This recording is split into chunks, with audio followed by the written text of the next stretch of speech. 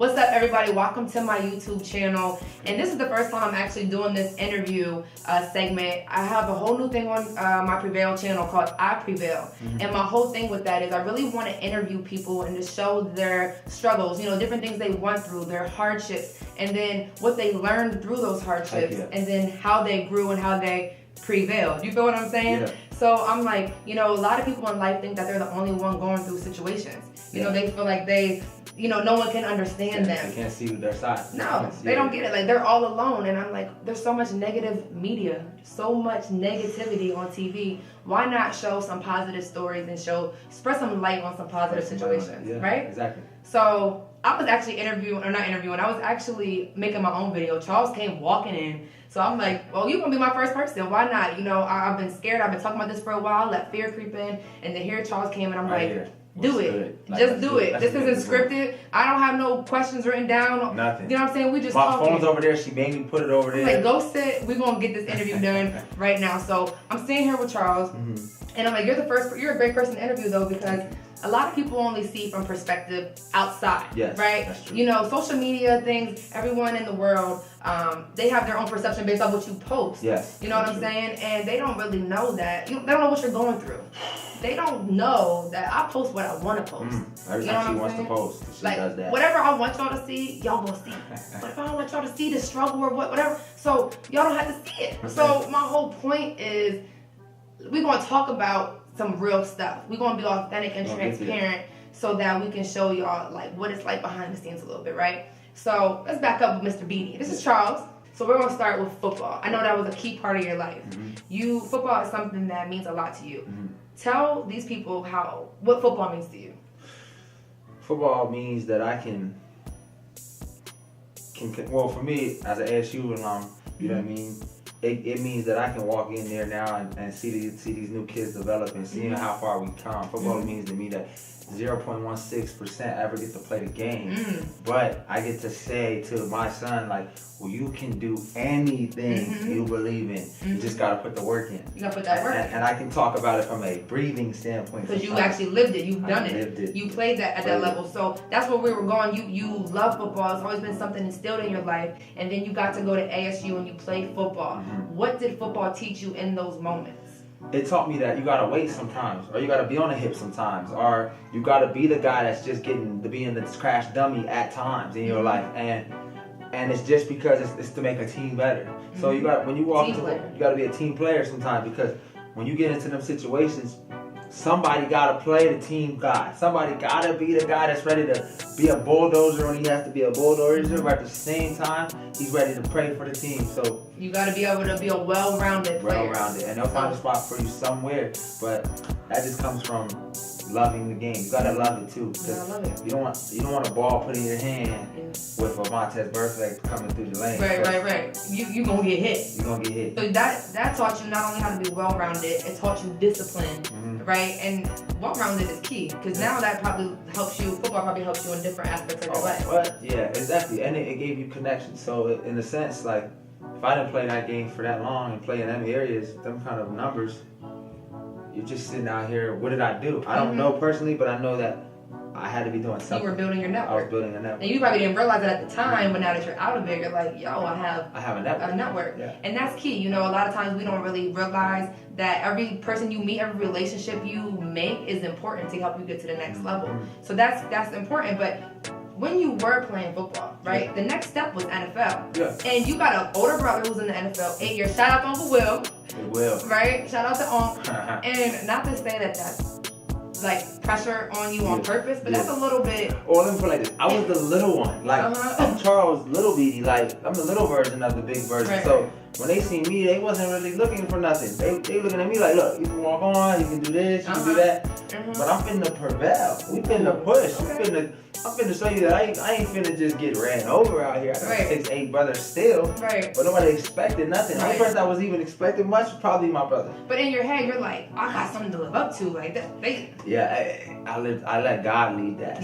But at that moment, like, how did that make you feel? I know, like, that had to hurt. When you got dreams, you're like, all right, college, I don't work this hard, and then you don't go. I got signed 2 weeks as a songwriter right after that with Will. So, like, right after my last game, God already had put me in a different Next possession. lane. Okay. You thinking you're about to go one lane and Now I'm God's writing like, songs about it. okay. Before I even failed, God had me writing songs Right. about my life. And So I'm he'll like, shift that for you. oh my God, So you kind of shift that. I know I was an athlete, and I'm like, okay, ball is like, what am I supposed to do after ball? You want me to grow up? they said that price is way too big. You need to cut it. So we cut that, right? Maneuvering your way on into the music industry. And so you always have music in you. Yeah, You know what I'm saying? I know we sang on the church choir We did. back in the day. We did. I never had to solo. I don't remember her there though. I'm not gonna lie. Like to I was you. always in the background because they didn't want me. I don't remember. So anyway, this dude, he, football, NFL dream. He could have gave up, but he didn't. Yeah. And he found passion in the next thing, which was his true love, which was music. Yes. At some point, when you came out here to Arizona, Yeah. you ended up being in the studio. I did. And you ended up creating and making your own. So you were a business owner at 26. 26. Tell me about that. How did that feel for you? It felt like I was young Diddy to the realest. Like at that point in my life. I can understand that being like that high. Oh my gosh. Like Like, at that point in my life, what? The club, the studio, the whip. He's running the club. You got a BMW. You got your own studio. It's like I'm Charles Beatty. You feel like you Oh, you that's have how to. you feel yourself. The first time ever doing it, you feel like, oh my gosh, I got to do this. this is it. This is my life. I knew at that point that I was gonna be doing it for the rest of my life too. I knew that this music and this junk, this wasn't junk to me. This was serious. this was gold. That's a huge step. It's like Oh, yeah. from the field to the studio. I had the music I was writing. I said, oh, I gotta go make connections. It's all about connections now. Okay. So yeah, that was good. That was God finally let me realize like all you gotta do is come to me and I can open doors for you. If you what? Come to him? Come to me and I That's can deep. open doors. Y'all The need doors. to Remember, take I up on got that saved at like 25 for real. Like gave Okay. my life to God. So once I was saved at 25, then the doors started opening so fast. So you're making money, you're making songs, you're doing all these amazing things, right? And then all of a sudden, business ain't happening like you expected. it to Oh happen. my gosh! See, yeah, business. You looking around, you like, what happened to the business? What Where's the happened money? to Where's the money? Where's the money? What's going on? It's a process. It's staying in that faith, keeping that courage, because I seen a whole. What is it? If it's a Titanic, I seen it cool. So you have all this amazing stuff going on, and then you see it go sink down. How did it make you feel? Tell the people right here, like, how did that moment feel? It made me feel like I gotta go harder. It made me feel like I gotta do more work, because there was times when I seen it make whatever it needed to make, and then I seen it slip and move and all these different Which things. is life in general. Life does that. You gotta high and low, especially as like a business owner. Oh my It's like, gosh, life it's does great, and then it's not great, and then it's like. As a business owner, first of all, anybody that wants to get into their own businesses, you gotta first understand you can lose everything and get it all back so quick that you gotta have faith, because you're the owner. Keyword faith. Faith. Yes. I'm gonna put that in letters when I edit it. Faith. So, but no, seriously. So that moment, like when it hurt you, like how did that feel? Like why? Like I just think people didn't understand that you felt it too. I felt it. I felt the sting. It was a sting. You feel it. You feel it. You do whatever you need to do when You it was comes down to a couple of days. I've been down for a little bit. Oh, what? You get down, bro. Yo, we get down. That's part of the game. You But get down. when you play them sports, You learn. Sports teach you that there's another game, there's another opportunity. Somebody gotta lose, somebody gotta win. See, I'm feeling you on that as an athlete. I feel like that's something that sports instilled in me. Exactly. You gotta keep on going. Exactly. Next play. How many next points play. did you make? Next in play. high school? You made That's a some. real question? Yeah. That's a real question? I know it's something crazy. What I was a 1,234 points. But that's not what we're talking She don't about. want to give me that credit, but you know. Charles, stop. Charles swore he taught me how to play basketball. He swore, even though he did have me outside at 5 in the morning doing drills on the court like we were in the NBA at age 10. But anyway, I'm telling you, them hard lessons taught me how to keep prevailing. And to keep me pushing now, because I was the one, I was like the Peter Pan, like, Paige, come on, let's all Yeah, play. whistle and all that, y'all. You don't even want to know. Let's go. So anyway, you hit a little rock bottom in that, whatever. But from that, you started transitioning to something else. See, God has something else in store for you. And Love and Hip Hop. Tell them how you got involved a little bit with Love and Hip Hop. It was a man named Harper that came to the studio, and he was telling me about a lady named Karen King and how we could work well together. And I thought it sounded like a good idea, so I had a Doobie Dorm, and a money making mix. I said, let's roll with it. And you went for it. And it rolled. We tried to roll as far as we could roll with it, and that's what that was. Arizona. And people hear that. People hear Love and Hip Hop, and they're like, "Oh, Charles made it to Love and Hip Hop." That's what I was hearing. And I'm like, "Charles made Love and Hip Hop, blah blah blah." You know, it's that hype, and you're there. I saw you flying. Oh yeah. You had to leave your son. Oh, You had to leave your son for 6 months and go. That's a sacrifice within itself. It is. And you go and you're going back and forth and you're spending so much of your own money. Oh my gosh, all your own money. At this point, when you're independent, everything is your own money. You're making that investment in yourself, and then all of a sudden, you know, you have expectations that this is going to air on the show.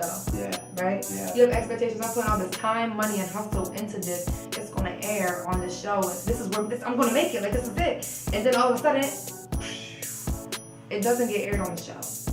And tell me what that does to you, like here. Oh my God, it gets your faith, and it depends on who you are. Ooh. It steams you up. Like, okay, that's cool. Let's make more music. Let's do it better. Whatever played out, I look at it like, man, whatever God's plan is God's plan. Whatever my plan is, keep me on my plan. And you gotta learn that. You gotta learn that at the end of the day is what He wants for you, and you gotta grow through what you go through, right? So I feel like you've done that. Yeah. You know, you're growing, you're constantly growing. We're all constantly growing. But I wanted him to tell these stories because it's like there's so many great opportunities, great things that are happening in life, and sometimes you fall, but will you get up? Will you get up is the ultimate question. We fall down. Come on, hit that vocal. But when we get up, okay, we fall down. But y'all need to be all the way up. But we couldn't stay there. Yeah. So all those things you learned from football, from owning your own business to you, you know, being on Love and Hip Hop, to things not happening the way you want, and now, you know, you see things transitioning. You learn through all that. What's next, right? Yeah. You grew through all that, and now you have more of a clear path. Oh yes, I mean we almost crystal clear because we on a different path. We on a different level. We ain't we on a path that's saying, God, you gotta direct it. I ain't perfect in my path, but I'm gonna stay on your path. Okay. I'm gonna prevail when I stay on your path. Ooh, okay. So that's what he feels like he learned through it. And I'm saying I'm being inspired just because I've been around Charles all my life. You know what I'm saying? So when you see somebody go through different situations, but you still see them keep trying to move and still believing in themselves and still working towards a vision, it's inspiring. So I wanted him to share that. I wanted to give that truth and, you know, let people know it ain't all peaches and cream on this end all the time. But at the end of the day, you gotta choose to keep pushing and you gotta keep prevailing. So Charles wanted to put this jacket on. I don't know if he got a little cold. I don't know what happened, but I wanted you to look. He wanted to show his ASU. We out here. Right, so look at this camera right here. Yes. Throughout all the lessons that you learned. Yes. Tell these people why you prevail. I prevail because I kept God first, and I continue to keep God first. And if I fall, I'm gonna stay looking for God's path, because standing up and falling, if you're on the top of a mountain, you want to stand. That's the goal. But you need God to continue to prevail so you can do what you want. You can work how you want. Because you need that brain to be sound. So I'm just telling everybody to just keep their focus. And that's how, in my mind, that you can continue to prevail and you continue to work together with people that are willing to go down the same path. Listen here, you got Charles Beatty. I'll make sure I put his Facebook, Instagram, all that information down below. Subscribe to the channel. We got a fan page now. That's what it is? It's over 5,000, so then I'm trying to feel like we got to figure out how to get them out there. But we're going to work on that. I mean, make sure y'all follow. The whole thing with this, again, make sure y'all know to keep pushing and keep prevailing in everything that you do, overcoming everything. Like I said, subscribe to this channel. I got more videos coming. Stay tuned. And yeah, I'll holla at y'all. Deuce.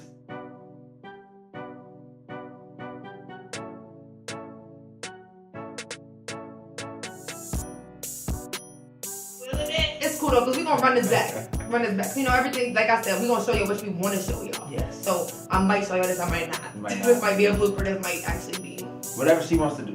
Alright, bring it back. My first interview, I got Charles. I'm saying, like, you guys gotta understand, when we be doing stuff in the studio, this is family. They never gave me the solo. Matter of fact, was you in the choir? I was in the choir. Shut up, that's disrespectful. I was in the choir, but anyway, you trying to play me. So I'm in the choir. Hey, it's funny, because all your bloopers, I'm gonna see your eyes in the thing, like, oh my gosh. I know. Okay. Charles. It's supposed to be easy. It's okay. We gonna get something. Look at the hair though. Look at Paige's hair. Looks flowing on the camera. Look at the bounce. I see the bounce.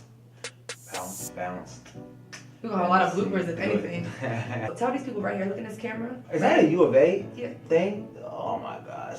Look at this. Are you serious? Look at this. Shout out to U of A. Not my team at all. You feel me? This is my brother's keychain. Let me show you y'all what it is out here. You feel me?